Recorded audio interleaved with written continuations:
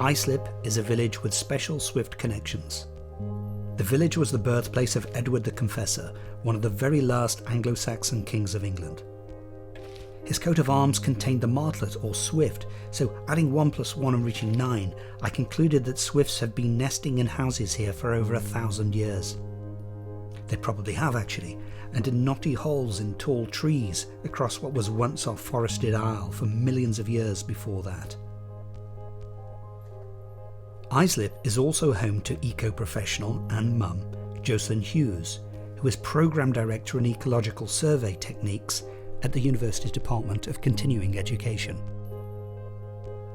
Jocelyn grew up in a family with natural history running in the genes. Her pioneering grandfather, Richard Hughes, setting up a group called the Aberdare Lovers of Nature in the 1880s. Chris had told me about a special find Jocelyn and her husband had made, and I was intrigued. And can you tell us about your very special find? Yes, very special find. So in 2000 we had some decorating and various other renovations done in the very top floor of our house, so the level at which the swifts nest. And we discovered a cupboard that was sealed into the plaster, and we uncovered the door and opened up the door. And inside this sealed cupboard, there was a copy of the Times newspaper dating back to 1844.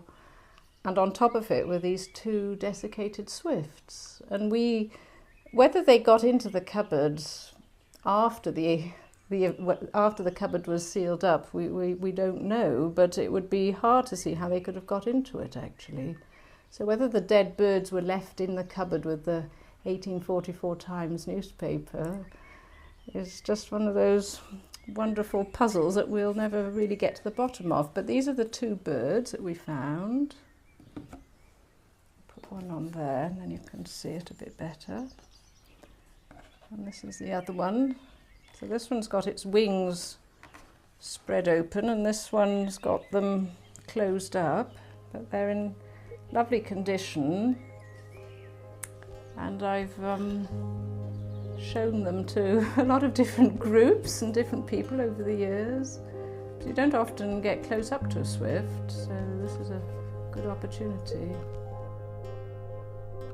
My fanciful suspicions were that someone with a knowing sense of time or timelessness had planted this mysterious capsule. Who knows, it was certainly powerful, enough to make you wonder, was this a snapshot of the future? One where all the living swifts had gone from this place with just hollow, desiccated shells remaining for us to ogle over. There was clearly much a male swift Dunsk had learned from this colony of female swifters, and another appeared. Conservationist, artist, author, and another mum, Afra Kingdon. Afra, who designs children's educational materials for communities around the world, was, as her name might imply, born and raised in Africa. In East Africa, in fact, coming to live in Islip when she was 11, but having since spent time living in Botswana and Laos.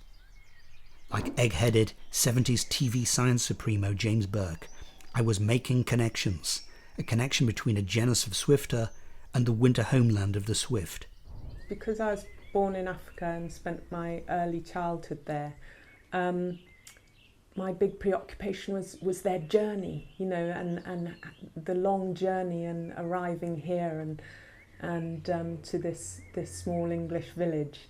We had a big colony of swifts in the churchyard, in the church steeple, and it was always, a whole feeling of summer was just encapsulated with just walking through the churchyard, and you'd just stand and watch them come in. And there were so many of them, so they'd be swooping in and then doing literally almost a right angle swoop, and then coming up the side of the church steeple and then zipping into the hole, because there's these slats, as you'll see in the steeple, stone slats. So they have to do a very quick entry, and in those days they were all open, and so just constant, arrivals of different swifts coming in, and then they'd also scream around it, and do all sorts of, figure of eights and circles around you know, above the steeple, and that was a very special memory. And I remember years later bringing my kids back and saying, wait till you see the swifts. When the spring comes, wait till you see the swifts. You'll see them just spinning through that steeple. And of course, there weren't any. The colony had gone. It's simple and so plain idiotic. Across the land, church towers, the centuries-old preferred homes of the swifts, have been netted, blocked up, and precious colonies have been left homeless. Scores of them across the county, hundreds of them across the country. How many of them blocked up, and for the sake of what? A few messy bird droppings? I was getting a bit angry, a little irrational. Back to Afra. The school's shield, which is also with the Confessor's shield, has got 5 what were called martlets, which was the old-fashioned word for swifts. But someone said they were doves, so we thought, oh, they're doves of peace. So I did this design of the 18th century boy in his 18th century uniform, and then the maypole, and then the modern girl in her summer uniform. But of course they turned out to be martlets, so there was no time to change, so I quickly put 5 martlets, 5 swifts chasing flies on the back, on the bottom. Right. If upcoming generations don't take an interest in swifts and the perils they face, the swifts have had it.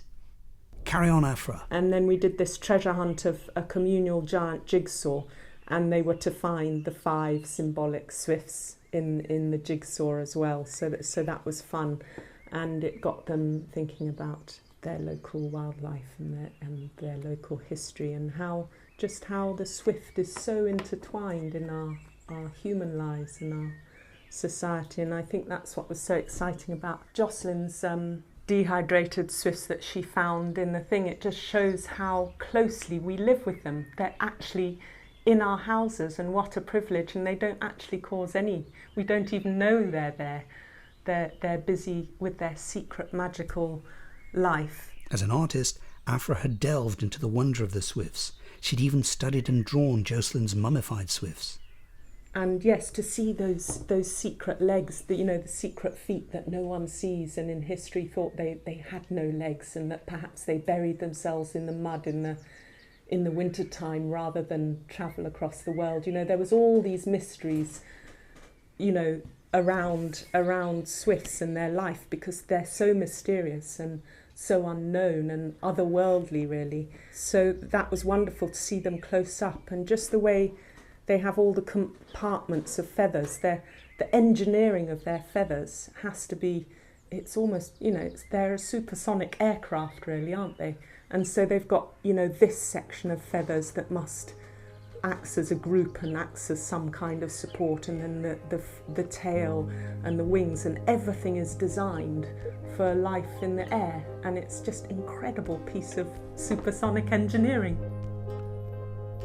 Jocelyn, Afra and other mums had engaged children in evening and early morning swift walks, where they mapped out where swifts still left in the village were nesting. And as we stepped outside, swifts had returned from their feeding, reeling and screeching above our heads through the narrow lanes of the old Confessor's village. 1,000, 1,000,000 and more years of the same sound.